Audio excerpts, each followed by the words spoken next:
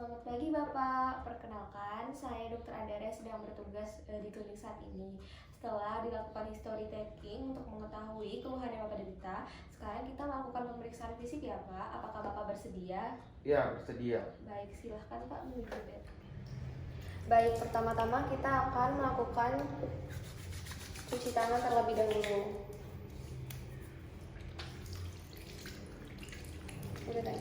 Baik Pak, sekarang kita akan melakukan pemeriksaan tekanan vena jugular. Jadi pertama-tama kita harus meninggikan kepala pasien dengan bantal untuk relaksasi otot sternocleidomastoidnya. Di sini kita angkat kepala kasur dengan tumpukan bantal 30 derajat. Kemudian kita minta pasien untuk menoleh ke kiri. Pak, boleh menoleh ke kiri, Pak? Iya, seperti itu. Nah, kemudian kita akan identifikasi vena jugularis eksternal dan temukan vena jugularis internal. Jika sulit, maka kita akan mengidentifikasi vena jugularis eksternal. Nah, bisa kita lihat di sini ya, vena jugularis eksternalnya. Nah, kemudian kita bisa menggunakan penggaris panjang dan penggaris segitiga. Baik, setelah kita menentukan vena jugularis eksternal, di sini kita bisa menentukan pulsasi tertinggi dari vena jugularis eksternalnya. Kemudian kita menggunakan penggaris segitiga secara vertikal untuk tarik garis dari sudut sternalisnya. Nah, kemudian menggunakan penggaris panjang secara horizontal. Nah, di sini kita hitung jarak vertikalnya dalam sentimeter di atas sudut sternum, kemudian ditambah sudut sternum 5 cm di atas atrium kanan sama dengan tekanan vena jugularis. Baik, selanjutnya kita akan melakukan pengecekan pemeriksaan fisik dari carotid artery pulsation. Pertama kita harus nilai amplitudo dan kontur dengan kita menaikkan kepalanya sekitar 30-45 derajat. Nah, di sini bisa kita dengan tumpukan bantal. Nah, kemudian selanjutnya kita akan mencari arteri karotidnya di sini dengan menggunakan 2 jari, yaitu telunjuk dan jari tengah. Ini untuk di arteri karotid yang di kanannya, dia sepertiga bawah leher, tekan ke arah posterior untuk mencari pulsasinya. Kemudian boleh Pak menghadap yang ke sebelah sini Pak, kepalanya seperti ini Pak, ke sini Pak. Nah, kemudian untuk arteri karotid di sebelah kirinya kita menggunakan jempol dan telunjuk, tekan ke arah posterior untuk menentukan pulsasinya. Nah, untuk arteri karotid ini tidak boleh ditekan secara bersamaan. Selanjutnya, sekarang kita akan setelah kita palpasi arteri karotidnya, kita menentukan adanya getaran halus atau trill. Kalau normal berarti tidak ada. Nah, kemudian kita akan mendengarkan dengan menggunakan stetoskop di sini.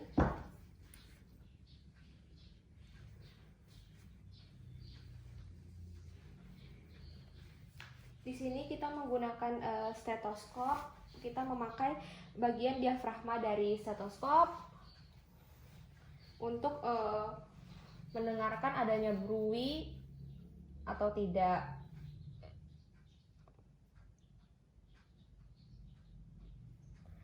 Nah, kemudian boleh Pak belokkan kepalanya ke kanan. Kita dengarkan ada bruit atau tidak. Boleh tolong ditahan Pak nafasnya. Saya melakukan pemeriksaan brachial artery. Kita posisikan tangannya dalam keadaan rileks, sikunya ekstensi, kemudian telapak tangannya menengadah ke atas. Nah, di sini kita bisa fleksikan dulu pada derajat tertentu untuk mendapatkan relaksasi yang maksimal. Nah, kemudian kita akan pulsasi brachial artery dengan menggunakan jari telunjuk dan jari tengah di medial dari tendon bicep. kemudian ini sudah ditemukan pulsasi dari brachial artery. Baik, selanjutnya saya akan melakukan pemeriksaan toraks, yaitu titik impuls maksimum. Pertama kita inspeksi terlebih dahulu pasien terlentang dengan posisi kepala 30 derajat. Kemudian titik impuls maksimum di sela iga 4 dan 5 pada dada kiri. Nah, selanjutnya kita melakukan palpasi pakai bantalan jari untuk palpasi. Nah, di sini bila impuls ventrikel ada bisa mengangkat jari. Nah, kemudian kita periksa getaran atau thrill dengan pangkal telapak tangan ditekan kuat ke dada. Nah, kemudian kita menilai titik impuls ventrikel kiri. Posisikan pasien terlentang. Kita bisa melakukan palpasi seperti tadi. Nah, tapi jika gagal, posisikan pasien lateral decubitus kiri atau hadap ke kanan. Boleh, Pak? Untuk miringkan badannya ke kanan. Boleh miringkan badannya ke kiri. Nah, kita memposisikan pasien untuk lateral decubitus kiri ya. Jadi, nah di sini kita bisa palpasi dengan menekan sedikit. Nah, seperti ini. Pak boleh buang nafas penuh lalu tahan nafasnya ya, Pak. Baik. Jika pasien wanita, sisihkan payudara kiri ke atas atau ke lateral. Pak boleh seperti posisi semula, Pak, berbalik. Baik.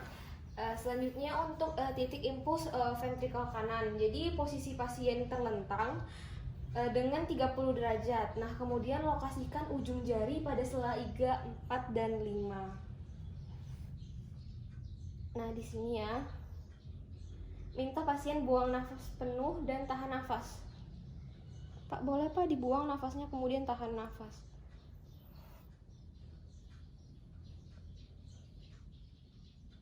Boleh ulangi lagi, Pak? Baik. Baik, selanjutnya saya akan melakukan pemeriksaan suara jantung 1, 2, 3, 4. Posisikan pasien terlentang, kita sebagai dokter memakai stetoskop.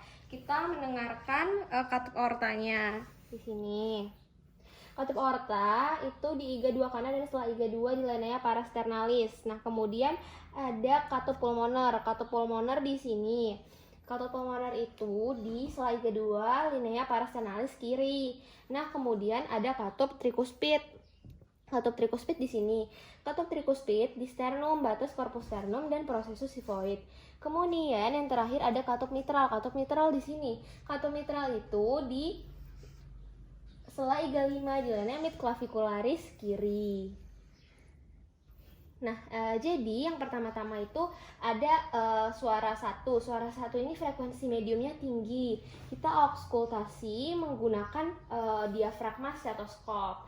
Nah, di sini kan untuk yang suara bunyi 1 ini dia itu penutupan mitral valve dan tricuspid valve. Berarti kita mendengarkan di sini untuk yang tricuspid dan mitral valve di sini. Nah, kemudian kita auskultasi bisa dengan palpasi karotid arterinya. Karotid arterinya di sini. Nah, atau juga bisa dengan palpasi apex kardiaknya. Nah, umumnya bunyi 1 dan bunyi 1 ini ada 2 komponen yang tadi sudah saya sebutkan. Yang penutupan mitral valve dan tricuspid valve yang mana tidak bisa dibedakan. Nah, S1 ini bunyinya lebih dalam dan panjang dari S2. Nah, selanjutnya ada S2. S2 ini frekuensinya tinggi, durasi rate rata-ratanya tuh 0,11 detik. Bunyi S2 ada dua komponen, yaitu penutupan aorta valve lalu pulmonary valve, yang mana tadi aorta valve di sini kita auskultasi dan kemudian pulmonary valve di sini kita auskultasi. Nah, kemudian ada bunyi S3. S3 ini frekuensinya rendah dari fase cepat pengisian ventrikel, bukaan dari mitral dan tricuspid valve. Nah, di sini kita menggunakan bel dari stetoskop di apex jantung lateral kiri. Nah, di sini apex jantung lateral kiri, berarti di sini ya kita bisa mendengarkan untuk pembukaan dari mitral dan tricuspid valve-nya. Nah, kemudian yang terakhir itu ada S4. S4 ini frekuensinya rendah, dia dari fase diastolik. Kita menggunakan bel dari stetoskop di apeks jantung juga di sini. Baik, sekarang kita akan melakukan pemeriksaan murmur kardiak. Ketika murmur terdengar, identifikasi dan jelaskan. Waktu, tentukan murmur, apakah murmur sistolik atau diastolik. Murmur sistolik terdengar di antara bunyi jantung 1 dan 2. Murmur diastolik terdengar di antara bunyi jantung S2 dan S1. Murmur kontinu dimulai saat fase sistolik dengan puncak dekat bunyi jantung S2 dan terus berlanjut pada fase diastolik. Selanjutnya kita akan menentukan lokasi intensitas maksimum. Cari lokasi dengan mengeksplor area di mana murmur terdengar. Jelaskan di mana murmur terdengar paling baik. Nah, murmur lebih keras pada basal, biasanya aorta. Nah, di sini di aorta. Pada basal itu biasanya pada aorta, sementara itu murmur lebih keras pada pada apeks jantung, biasanya di sini, di mitral. Nah, kemudian untuk nada, hal ini dikategorikan tinggi, medium, ataupun rendah. Untuk kualitasnya, hal ini dideskripsikan seperti kasar, bertiup, bergemuruh, dan musikal. Selanjutnya saya akan melakukan tes edema ekstremitas. Jadi kita akan tekan jari di area dependen seperti tulang kering pada waktu 2-3 detik. Nah, di sini kalau di edema meeting itu jari akan tenggelam dan saat dilepas bekas jari akan ada. Nah, kalau di sini tidak ada ya, dapat dilihat. Nah, di sini kita juga bisa mengecek untuk kaki kirinya. Ditekan, tahan 2-3 detik, kemudian dilepaskan. Kalau untuk ini normal karena tidak ada bekas jari. Baik Pak, pemeriksaan fisiknya sudah selesai. Terima kasih ya Pak atas kerjasamanya. Baik Bu.